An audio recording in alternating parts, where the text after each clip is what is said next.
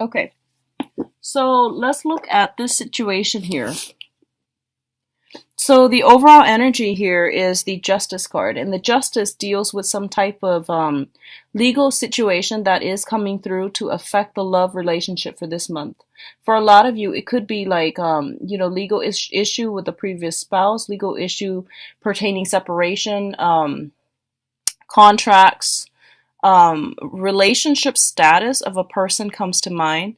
Obligations via finances, via spousal support, via children. All of these things are coming through here with the Justice card, okay? And whenever I see this, I think about, the somebody like a very, very protective mom with her child in the back, and she's very cautious about who she lets in, who she or he lets into her or his life, because there are children involved. There are like impressionable young children that are easily taken in. So there's a lot of like concerns regarding family unit and things like that that's affecting your romantic life. In terms of the challenge position here, we do have the Two of Wands, and the Two of Wands indicates a situation that is, there's a lot of attraction with another person.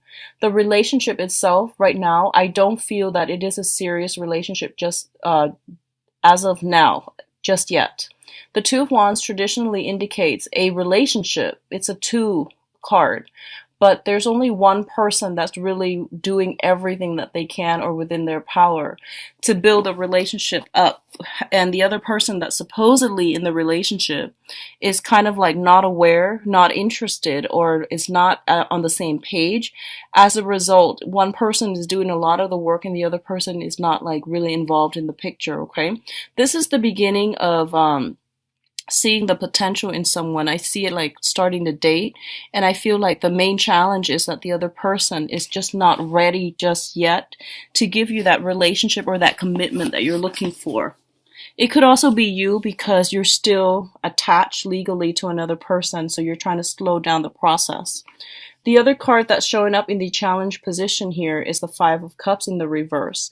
The Five of Cups in the reverse is like feeling sadness, regrets, and things like that. This is something that happened in the recent past, but at this point in your life, you've overcome that whole sadness and grief. You've met somebody else, and I feel that a lot of you are trying to move things forward with another person, and in the meantime, you're trying to end things with an existing person so that you can forge ahead and move ahead, and even, I feel like, relocate. So a lot of you might be in a situation where you have children with another person. You are court ordered, like to stay in a certain proximity or a geographical location, and you might not be able to move as freely, and then now your job might take you somewhere else, your new relationship might take you somewhere else, so you feel like the need to move. So all of these things are coming up for re-examination here. In terms of the overall energy here, we do have the Chariot, and the Chariot indicates movement. The chariot also indicates, disparate energies. The two seahorses are looking in different direction, and traditionally, it's consider the black and the white horse, like two separate entities trying very hard to work together as a unit, and in order to pull in the right direction. What's really affecting it here is I do have the Four of Wands as well as the Temperance card. The Four of Wands indicates a marriage type of a situation. The Temperance card usually indicates emotional imbalance, okay? So there is definitely some type of a volatile home environment that's coming through. Two people are trying really hard to get together and to move along in the same direction, wanting the same things. One person might want marriage, the other person might like not have their financial situation sorted out just yet. So even though they love the other person, they're still not in a position to make sacrifices or to plan things out, years in advance. They're only like planning their life in short snippets of time, like a month at a time. What I'm also feeling is, for some of you, you might be dealing with a person that has like some type of a alcohol issue that comes to mind. So I feel like when they drink, they might, become a different person, and it's really hard for you to have a relationship with them. Like, I feel like you might love them, but it's just really difficult to feel safe, to feel secure about your future, and to feel safe with the children involved in the picture as well. So I feel like a lot of you are going to have to make some difficult decisions pertaining a relationship partner, especially if they are, like if they have an issue with drinking and things like that in the past. What's also coming through here, we do have the hangman in the reverse, which is like no longer waiting for opportunities, no longer putting your life on hold for another person. So the hangman in the reverse basically means grabbing life by the horns and forging ahead for yourself, and no longer like putting yourself or subjecting yourself to the whims of fate. Okay, so this is like reclaiming your power. This is but basically like cutting yourself free from a very, very unstable situation where you were waiting for the results of somebody else. This is also a card about sacrifice, making a sacrifice for the greater good. So when that comes through, I'm inclined to feel like cutting off one relationship partner, because even though, like you really do love them, and I do feel there's a lot of love permeating this spread, it's just somebody is not able to control themselves. That whoever it is that you're romantically involved with, I feel like you might realize that they're not good for you. I keep seeing, drinking issues and things like that. It's linked up with the death card, which basically means movement in a different direction, in a different trajectory altogether. In terms of your advice, we do have the Four of Coins here, which is they're telling you that financially you will be okay. So if you're concerned about making some type of a clean break, I do feel you're going to be okay and you're going to be quite successful. So it's about counting your pennies, being resourceful, and looking at other options that are made available to you as well, okay? So they're saying not to be so protective of your feelings. And if you are single and trying to implement like a new lifestyle change, I definitely feel that you're going to be able to do this in a very successful manner. We have the Wheel of Fortune right now as well, and the Wheel of Fortune usually shows up when a person is opportunities are coming through for them in abundance, okay? When it's in the reverse, opportunities, good or bad, all are flooding in. So it's not that you don't have the time or the opportunities to push ahead just yet. I do feel the opportunities are there, but whether or not you choose to go with everything at your disposal or everything that is offered to you, that is another issue altogether.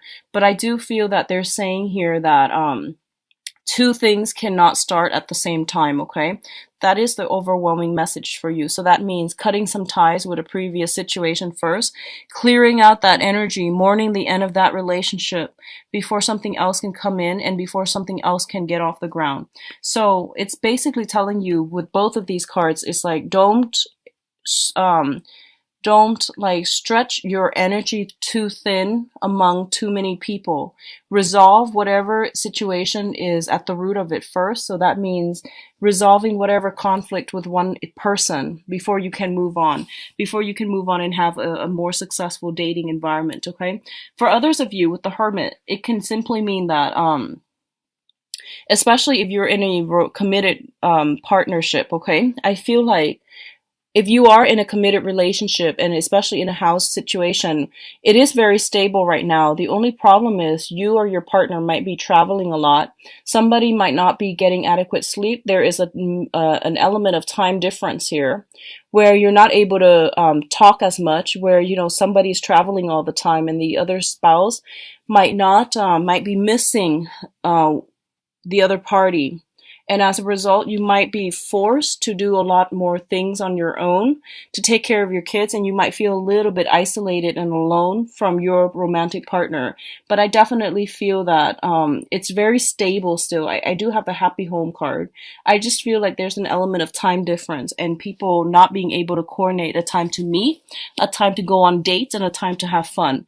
And I feel like for singles, the same thing is happening. It's telling you to really assess your choices, okay? Don't shift seamlessly from one relationship to the next. Take some time off to be on your own, to really figure out what it is that you want.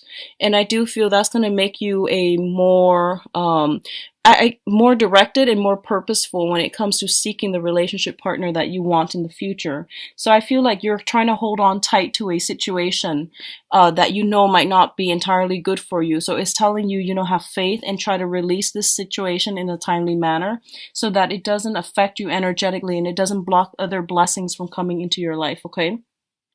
I do feel as well that for some of you, you might be romantically involved with someone who is married, okay? We have the happy home here. And you were hoping in the past, hoping, waiting in suspension for them to either like get separated or get some type of divorce. And I do feel that they're stuck together mainly for financial reasons and mainly because it is a very unhealthy bond between these two people.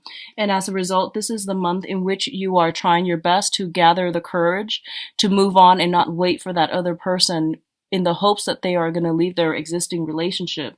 And in the process of trying to move on, I do feel that you are a little bit like emotionally unbalanced. You are a little bit like depressed. And if that's the case, then it's telling you to spend time on your own and to really look at this situation because I feel like you might have a tendency to attract somebody who is like emotionally unavailable.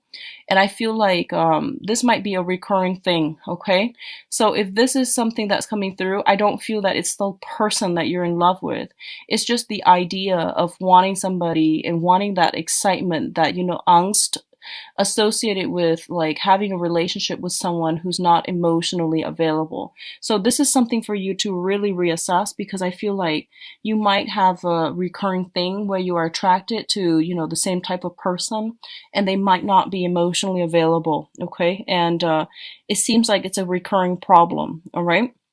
Your emotional needs are not being met in your relationship, and as a result of it, you might just settle for the ones that are in relationships already. So just be very, very careful, Leos. I do wish you the best for this month, and I apologize. I feel like the messages are coming in very, very clearly and succinctly, so I can't give an alternate explanation or an alternate like narrative.